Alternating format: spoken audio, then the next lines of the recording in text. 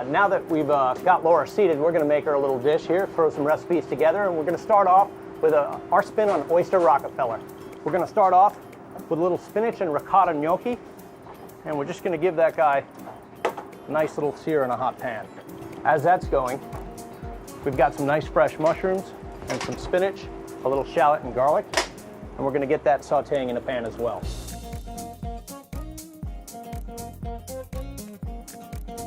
There, and we'll hit it with a little bit of salt and pepper. And we're going to add to this a little bit of spinach and just let that wilt down. While this is searing off nicely, we're just going to grab a little bit of Parmesan cheese and put that on top. And we're just going to pop that in our oven at 350 degrees. And now, the fun part to make our Oyster Rockefeller, we've got to take some beautiful oysters, and these babies are plump and juicy. We're just going to hit them in a little bit of flour, and we're just going to pop that in our tempura batter. And this is just flour, a little baking powder.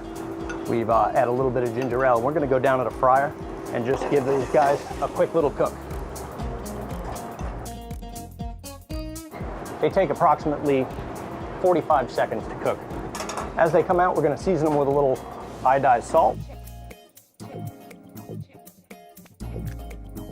We're going to pull out our little farmhouse dumpling here.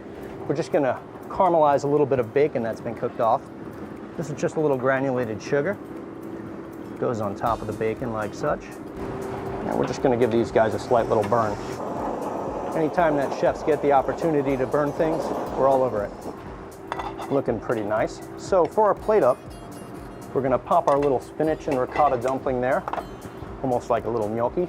And then we're going to go on top with some nice mushrooms and spinach in keeping with the Rockefeller theme. And we'll position our oysters on top. And to finish this dish, we've got a couple of different things. We've got our caramelized bacon. And then we've got a smoked fennel oyster foam.